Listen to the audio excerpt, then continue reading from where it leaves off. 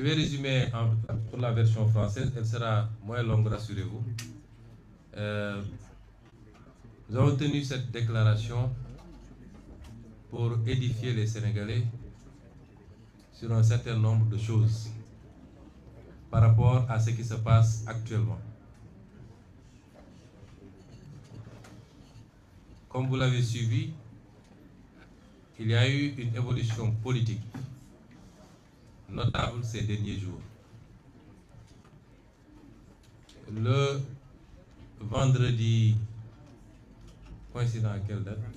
Le vendredi 24 mai, 22 mai 2026, le président de la République, son Excellence Bassirou Diomaye Diakhar Faye, m'a convié en tant que Premier ministre à une audience au Palais de la République. Je m'y suis rendu aux environs de 16 heures. Nous avons échangé et il a exprimé son souhait de mettre un terme à notre collaboration puisqu'il considérait qu'un certain nombre des positions que j'avais prises ces derniers temps l'incommodaient, posaient problème. J'ai pris acte et je lui avais donné juste une suggestion. Parce qu'à plusieurs reprises, j'étais allé le voir pour lui proposer cette solution. Que si le marigot était trop étroit pour nous deux, on avait une solution, une alternative.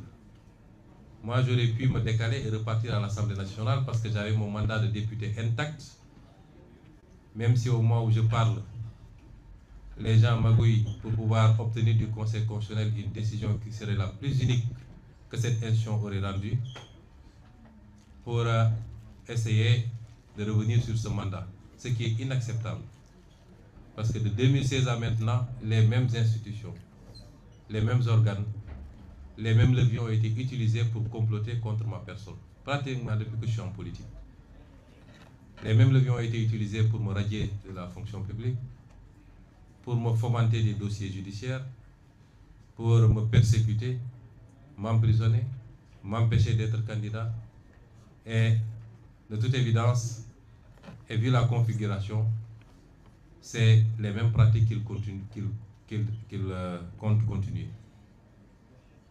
Donc, à plusieurs reprises, j'étais allé le voir pour lui proposer cette solution, qui consistait, de manière concertée, à ce que je puisse me décaler moi vers l'Assemblée nationale, qu'ensemble nous discutions pour choisir un Premier ministre issu du parti, parce que c'est le parti qui est majoritaire, que nous discutions à la formation d'un gouvernement et que nous puissions ensemble continuer à cheminer. Ce qui n'aurait pas empêché moi, à partir de l'Assemblée nationale, à continuer de l'aider dans ses tâches. Je lui ai proposé ça à 3 reprises. Notamment au sortir des élections législatives, où j'avais conduit la liste de PASTEF qui était arrivée majoritaire avec plus de 80% des députés élus. Mais à chaque fois, il avait rejeté la solution en me disant que ta place est à côté de moi, dans l'exécutif, parce qu'il y a beaucoup à faire. On aurait pu le faire de cette manière, amiable. Mais il a choisi une autre voie. Il me l'a notifié, j'ai pris acte.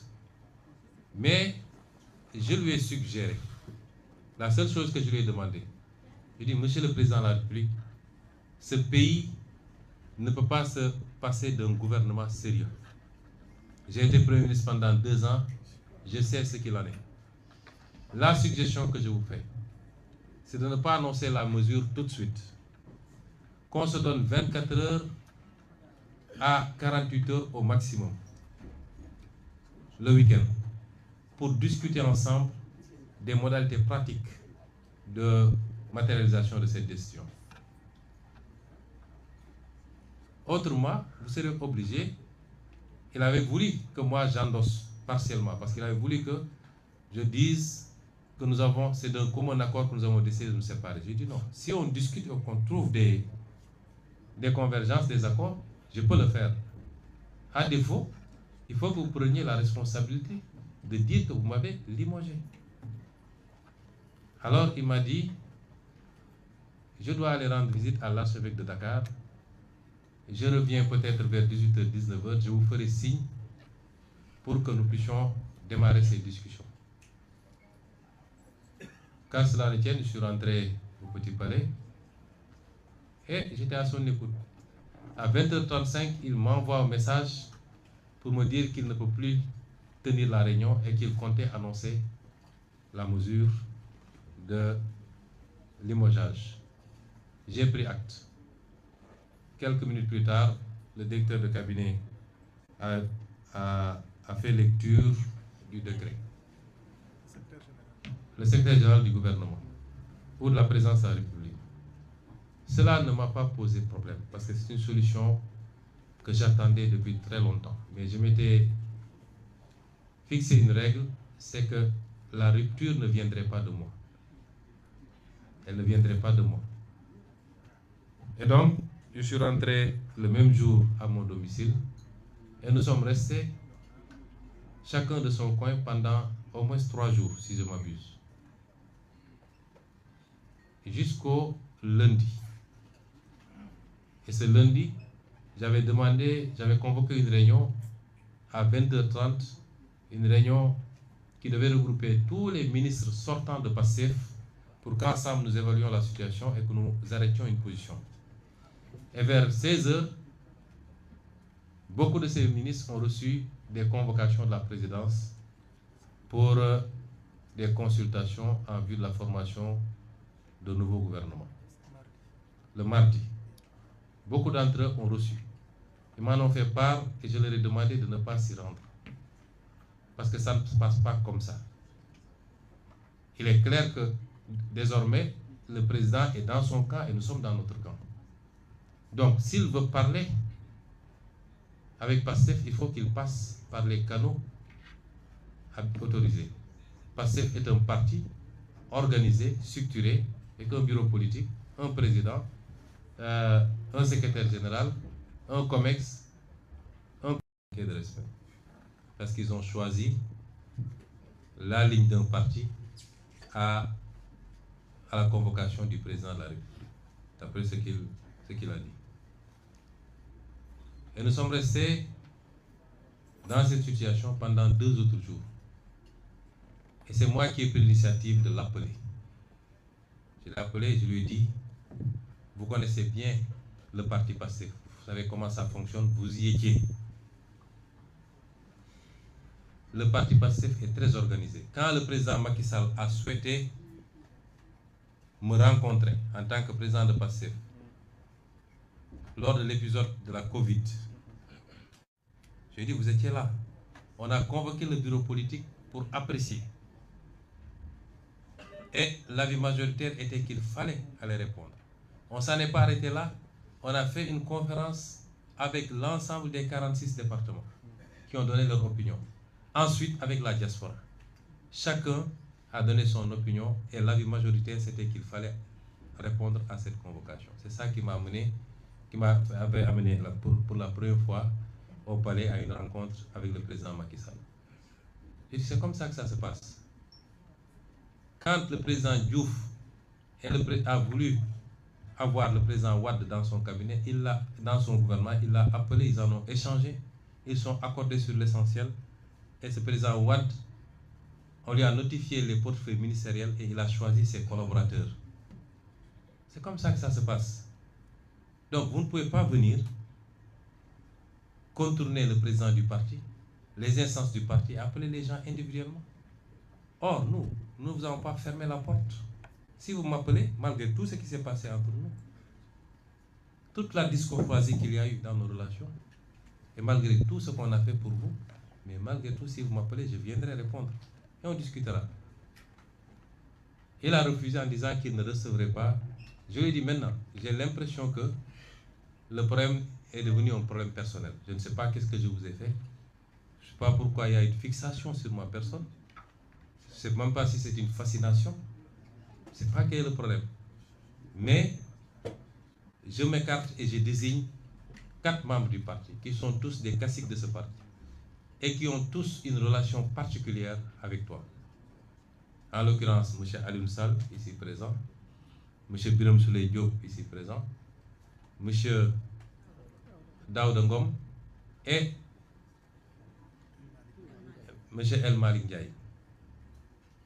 Il m'a dit je ne vais pas les recevoir parce qu'ils m'ont manqué de respect, car cela ne tient. J'ai essayé de le convaincre. Finalement, il a dit le Premier ministre va les recevoir. Ils sont allés voir le Premier ministre et ils ont discuté sur les questions que le parti avait soulevées, notamment la gestion de la dette, le pouvoir d'achat des Sénégalais, son maintien, à défaut de baisser au moins son maintien au niveau actuel. Ça a été un combat pendant des mois et des mois à la primature. Ensuite, la question des renégociations des contrats stratégiques du pays, sur laquelle nous avons eu des résultats appréciables. Et enfin, la question de la justice et la reddition des comptes, qu'on avait promis aux Sénégalais, mais qui est totalement sabotée depuis qu'on est là. Et sabotée de l'intérieur. Ce qui fait qu'en 2 ans, il n'y a rien qui a été fait au niveau de ces dossiers. Rien de consistant en tout cas. Il dit ces questions, c'est les préoccupations du parti. On a discuté, il a pris l'engagement en disant qu'il m'a avoué qu'il n'avait pris aucun engagement, lui et son ministère des Finances, vis-à-vis du FMI, allant dans le sens de restructuration de la dette, qu'ils ont maintenu la même position et qu'ils travaillaient sur une solution différente, notamment de garantie. D'accord. Sur la question du pouvoir d'achat, il a dit qu'autant que possible, ils feront tout pour ne pas augmenter ou libérer les prix, ou appliquer la vérité des prix sur certains produits qui sont subventionnés, mais que si ça devenait intenable, ils seront obligés d'appliquer la vérité des prix. De la même manière, la dette, si la situation devenait intenable, ils seraient obligés d'accepter la restructuration. À propos des négociations, il a dit que rien n'a changé, sauf qu'il faut qu'on regarde au cas par cas parce qu'on commence à avoir des notifications de contentieux. Et enfin, à propos de la justice, il considère qu'on a la meilleure justice du monde. Je ne parle pas de la justice de manière générale d'ailleurs, parce que je sais qu'il y a d'excellents avocats, d'excellents magistrats qui font bien leur travail, et Madame le ministre de la Justice le sait. On parle spécifiquement de dossiers que vous connaissez. Et lui, il considère que ça se passe très bien, ce qui n'est pas mon cas, et ce qui n'est pas le cas de la majorité des Sénégalais qui considèrent qu'il y a un problème de justice dans ce pays.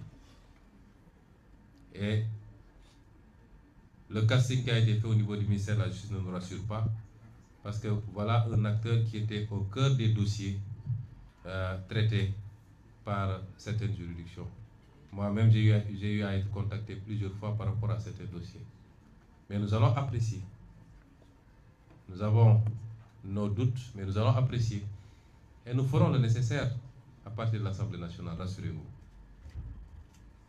Donc, toutes ces réponses sont en demi-teinte. Et sur la dernière question, elle n'est pas convaincante. Ça veut dire que je n'ai pas été convaincu. Ensuite, nous avons discuté du gouvernement. Je lui ai dit, PASTEF est le parti majoritaire qui détient 130 députés sur 165 à l'Assemblée nationale. C'est le parti majoritaire. En démocratie, si les choses se passaient normalement, si vous avez un problème avec le Premier ministre, si c'est le Premier ministre lui-même qui vous pose problème, vous demandez au parti majoritaire de désigner un autre Premier ministre et de former un gouvernement. Et je vous l'avais proposé depuis très longtemps. Vous ne l'avez pas fait et vous êtes allé prendre un Premier ministre qui n'a rien à voir avec notre combat. J'en profite pour lui demander de rester technocrate, de sortir du jeu politique, puisqu'il a été choisi pour être un technocrate, d'après ce qu'on nous dit. Il n'a qu'à s'en limiter à ça, parce que je sais beaucoup de choses sur ce qui se passe et ce qu'il fait. Par courtoisie, j'ai été très courtois avec lui jusqu'à présent. Il ne faut pas qu'il nous provoque. Monsieur le Premier ministre Al-Amin Lo, restez à votre place. Le champ politique n'est pas le vôtre. J'ai dit, vous n'avez pas choisi. Vous n'avez pas donné la possibilité de choisir. Vous choisissez sans nous informer. Malgré tout, on ne boude pas pour la formation du gouvernement et la courtoisie de nous appeler, on discute. Moi, je suis décalé, je n'ai pas de problème, mais je suis le président du parti. Et si tu ne veux pas parler avec moi, mais accepte de parler à mes émissaires. Il n'en a pas voulu. Donc, depuis temps-là, il a demandé, il a accepté que les émissaires rencontrent le Premier ministre. Ce qui a été fait, celui-là a enregistré et a promis de rendre compte au président qui ne reviendra. Le lendemain, il a appelé pour dire que le président allait me contacter pour qu'on discute. Il ne l'a pas fait. 2 jours, 3 jours, 4 jours, jusqu'à hier, avant-hier nuit, il m'a envoyé un message vers 23h pour me demander de passer au palais. Ce que je ne pouvais pas faire. Et on s'était donné rendez-vous le lendemain, c'est-à-dire hier matin à 8h. Je me suis rendu, nous avons discuté de toutes les questions que j'ai soulevées. Il a donné les réponses que je vous ai dites. Et ensuite, on a discuté de la formation du gouvernement. Il dit, nous sommes le parti majoritaire. Qu'est-ce que vous mettez sur la table? Parce que nous, si on s'engage, c'est nous qui donnons caution politique au gouvernement. Parce que je ne vois pas de formation politique digne de ce nom, capable aujourd'hui d'assumer la place de Pastef.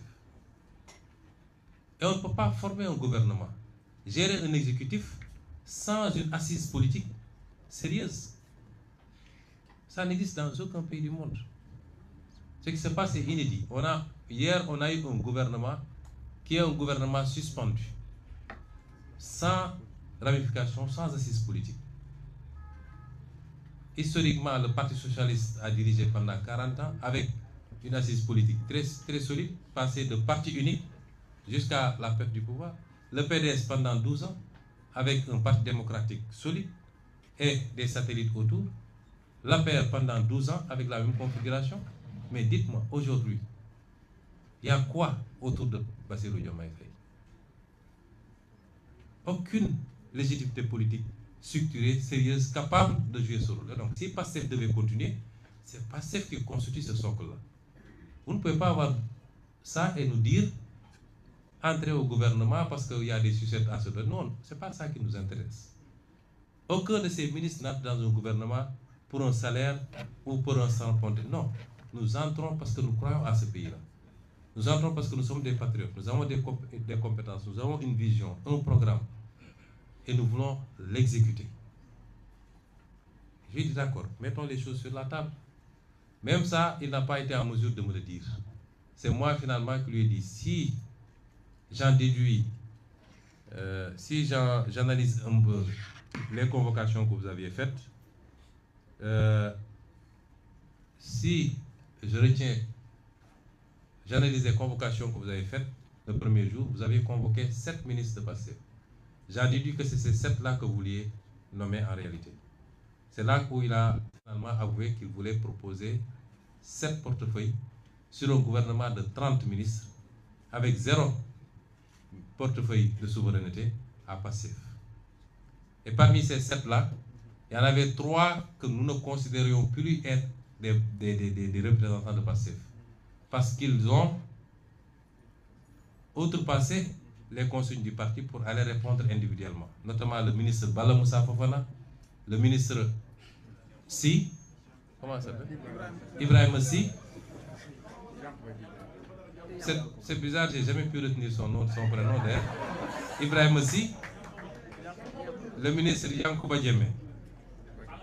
Je lui ai dit, si on devait s'accorder, même ces 3-là ne sont pas des ministres de Pastef. Et si je les enlève des 7, ça veut dire que vous nous proposez 4 postes ministériels sur 30 et aucun portefeuille d'État pour un parti majoritaire. Comment vous pouvez envisager ça? Bon, de fil en aiguille, il m'a dit, bon, je peux aller jusqu'à 8. J'ai dit, monsieur le président, nous ne demandons pas des postes ministériels. Si Pastef doit siéger au gouvernement et assumer tout le bilan, parce que quand ça va marcher, on va dire c'est Diomaye. Mais quand ça ne marche pas, on va dire que c'est Pastef. C'est comme ça que ça marche dans ce pays. Nous, on n'a rien à gagner à entrer dans ce gouvernement. Nous avons fait 2 ans à la primature, avec un gouvernement majoritairement passif, notre bilan est largement positif. Nous avons bloqué les prix, nous les avons baissés, nous avons renégocié les contrats, nous avons révélé la dette cachée, nous avons respecté toutes les échéances de la dette, nous avons tenu tous les engagements de l'État, nous avons réussi les grands programmes sur les campagnes agricoles. Notre bilan est positif. Nonobstant l'héritage très difficile avec cette dette cachée, nous ne gagnons rien aujourd'hui à entrer dans le gouvernement. Si on y entre, c'est par patriotisme. Nous avons beaucoup à perdre en entrant dans ce gouvernement, avec un président dont nous ne savons plus l'orientation. À partir de ce moment, Pastef n'entrera pas dans un gouvernement où il ne peut pas avoir au moins la moitié des portefeuilles ministériels, avec des portefeuilles de souveraineté, avec une continuité à l'Assemblée nationale, et nous allons vous accompagner. Il est resté figé dans ses positions. Je dis d'accord, je vais rendre compte. J'ai rendu compte à l'ensemble des ministres qui ont rejeté et l'ensemble des autres membres du parti qui ont rejeté totalement, massivement et sans exception. Et c'est pourquoi, ensuite, je l'ai appelé pour lui notifier la décision du parti de ne pas rejoindre un gouvernement dans ces conditions. Je sais que l'accouchement a été très difficile. La formation du gouvernement a été très délicate. Jusqu'à la dernière minute, on appelait à gauche, à droite, sans avoir eu le temps de contrôler même les profils, pour proposer des portefeuilles ministériels à gauche, à droite. Un pays, c'est sérieux. Un gouvernement, c'est sérieux. J'ai l'impression que le président Bassirou Diomaye Faye ne sait pas ce que c'est un gouvernement. On ne forme pas un gouvernement dans ces conditions. Hier, jusqu'à 19 h, des militants de Pastef, ici et de la diaspora, m'ont contacté pour me dire, le président vient de m'appeler, il me dit qu'il va me mettre dans son gouvernement. On ne forme pas un gouvernement à la légère. Et c'est pourquoi nous avons un gouvernement qui sera difficile. Et c'est parce qu'ils savent que le gouvernement n'a pas d'assises politiques, c'est pourquoi ils disent qu'ils ont fait un gouvernement de technocrates. Tous les politiques sont des technocrates. Moi, je suis inspecteur des impôts, Birame Souleye est inspecteur des impôts, Yassine était fonctionnaire aux Nations Unies, ainsi de suite. Aliou Saleh est ingénieur informatique, il est juriste. Tous les gens qui sont là, Daouda Ngom est professeur à l'université, nous sommes tous des technocrates. Ceux qui sont là-bas n'ont rien de plus que nous avons choisi de faire la politique eux pas. C'est ça la réalité. C'est du saupoudrage. Alors, quelle est la suite? Nous sommes obligés de cohabiter. J'ai alerté le président il y a quelques mois. J'ai été le premier à parler de cohabitation douce. Ça aurait pu être dans la configuration qui était en vigueur à ce moment. Et il n'en a pas eu, il n'en a eu cure. Nous sommes, qu'il le veuille ou pas, dans une situation de cohabitation. Il n'a pas un seul député à l'Assemblée nationale sur 165. Un seul. Pastef a 130 députés sur 165. Ça, si ça n'impose pas la cohabitation, ce serait quoi la cohabitation? Il faut qu'il arrête qu'on le pompe pour lui dire c'est toi le président, tu as tous les pouvoirs. Il n'a pas tous les pouvoirs. Il n'a pas plus de pouvoir que les autres d'ailleurs, actuellement, dans la configuration actuelle. Il faut qu'il redescende de son piédestal et qu'on se parle en responsable, dans l'intérêt de ce pays. Ceux qui le poussent à aller vers une guerre ne lui rendent pas service. Je lui parle en tant que grand frère, je ne parle même pas du président. Il ne lui rend pas service. La politique a ses règles. Dans tous les pays du monde, on est obligé. Même dans les pays où le régime est présidentiel strict, comme aux États-Unis, quand le président perd les élections de mi-mandat, il est obligé de faire avec un congrès où il est minoritaire et il négocie pour ne pas avoir de shutdown et qu'on lui adopte son budget. C'est ça la démocratie. Parce que c'est la volonté populaire qui s'est exprimée et qui a dit je confie l'Assemblée nationale à cette force politique. Il faut respecter cela. S'il ne le fait pas, il va nous entraîner vers une crise dont le pays n'a pas besoin. Les Sénégalais sont fatigués. Ce qu'ils attendent de lui, en tant qu'exécutif, avec son gouvernement, son budget, c'est de faire moins de politique politicienne. Et malheureusement, il s'est encadré de gens qui ne font que ça, et de se mettre au travail. Nous sommes là pour l'accompagner. Et c'est pourquoi j'ai dit tout à l'heure que si je le voulais et si Pastef le veut, demain, en tout cas dans 72 heures, ce gouvernement peut tomber. Parce qu'on a la possibilité de censurer. Mais on n'est pas dans des histoires de vendetta. Nous nous préoccupons d'abord de l'intérêt supérieur de ce pays. Et c'est pourquoi nous ne censurerons pas. Nous allons les accompagner. Et je lui ai dit ça hier dans son bureau. Ton adversaire, ce n'est pas nous. Même en perspective 2022, 2029, ce n'est pas nous tes adversaires. Ce n'est pas nous. Si tu veux avoir quelque chose en 2029, réponds aux préoccupations des Sénégalais. Quand vous gérez le pouvoir, votre bilan, ce n'est pas est-ce que j'ai pu liquider tel homme politique, etc. Il faut demander au régime qui était là. Votre bilan, c'est est-ce qu'on a réglé les questions du pouvoir d'achat, d'adduction d'eau, d'électricité, de soins de santé, ainsi de suite. C'est ça le bilan. Donc qu'ils se mettent à ça et nous sommes là pour l'accompagner. Tout ce qui incombera à l'Assemblée nationale dans le vote de la loi, dans l'exécution, l'accompagnement budgétaire, dans le contrôle des politiques publiques, dans le contrôle de l'action gouvernementale, tout ce qui est du pouvoir de l'Assemblée nationale, nous sommes là pour le mettre à disposition et accompagner pour qu'il réussisse. Parce que s'il réussit, nous aurons réussi nous également. Nous en sommes là. Mais il faut être deux pour faire la paix. Il faut être deux pour faire la paix. Et les provocations ont déjà démarré. Parce que tout ce qu'ils sont en train de faire, convoquer des députés en pleine session, vouloir les arrêter dans l'enceinte de l'Assemblée nationale, arrêter à gauche, à droite des militants, c'est pour essayer de provoquer Pastef, de provoquer une réaction, surtout au niveau des jeunes, et de pouvoir communiquer sur une image d'un parti qui serait un parti belliqueux, un parti, etc. C'est pourquoi j'en appelle encore une fois aux jeunes. Restez calmes. La directive a toujours été la même depuis longtemps. Restez calmes et sereins. Continuez le travail politique qu'on vous a confié, de massification, de communication, d'organisation.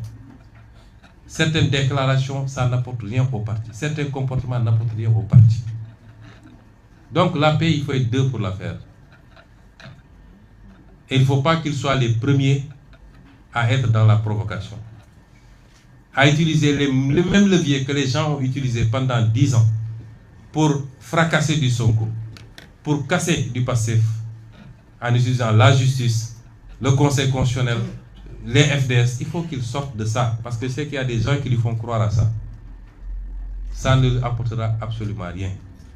Restons dans la sérénité. Mettons les intérêts supérieurs de ce pays au devant de toute autre préoccupation. Mettons-nous au travail pour soulager les Sénégalais. Rassurons les partenaires du Sénégal, les bailleurs de fonds, les investisseurs. Parce que si on entre dans une crise de dissolution, de censure, ils n'auront jamais d'accord avec le FMI. Et personne ne viendra au Sénégal pour investir. Je ne devais pas être le premier à me préoccuper de ces questions-là. Ça devait être le président lui-même. J'en appelle à la responsabilité des uns et des autres. Et à un dialogue intelligent, un dialogue politique intelligent et constant, constructif pour l'intérêt du pays. Après, chaque chapelle politique va dérouler ses actions politiques pour atteindre ses objectifs politiques, dans le cadre des lois de ce pays. Il faut qu'on évite de replonger ce pays dans ce qu'il a connu il n'y a pas très longtemps. Nous n'avons pas le droit. Le président Bassirou Diomaye n'a pas le droit. Et à partir de ce moment, je voudrais dire également que je voudrais rendre hommage d'abord aux messieurs et aux dames ici autour de moi.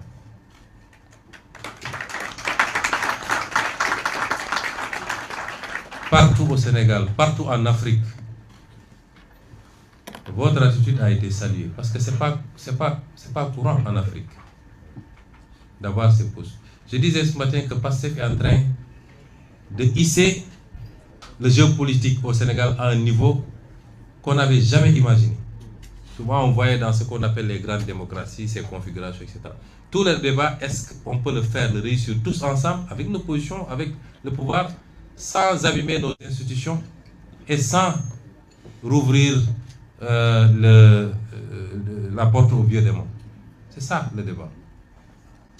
Mais ce qui se passe actuellement, c'est un niveau de démocratie qu'on a rarement vu, même ailleurs, dans ce qu'on appelle les grandes démocraties. Et on le doit à PASTEF. Tout ça, on le doit à PASTEF. Et donc, ces hommes et ces femmes ont rendu aux Sénégalais leur dignité, leur fierté, de pouvoir dire qu'il y a toujours des Sénégalais qui sont comme ça. Des Sénégalais que rien ne peut compromettre. Les Sénégalais qui savent qui ils sont, qui ont des convictions fortes, qui ont un honneur et une dignité. Ils en font partie. Le président de l'Assemblée nationale a posé le premier acte l'autre semaine, aujourd'hui, sur 20 ministres de PASTEF, plus le premier ministre, ce qui fait 21. Il n'y en a que 5 qui ont cédé aux sirènes du pouvoir. 5. C'est un exploit qu'il faut saluer à sa juste valeur. Je ne vais pas revenir sur les DG, je crois que le message est passé à Wolof. Et je voudrais terminer par réitérer mon appel aux militants, aux militantes et aux sympathisants et sympathisantes. Restez calmes. Restez calmes. Aussi bien sur le plan verbal que sur le plan comportemental. Le projet PASTEF est le projet majoritaire dans ce pays. Et c'est le projet qui est le mieux en perspective pour rafler toutes les élections à venir. Ne cédez à aucune provocation. Restez calme.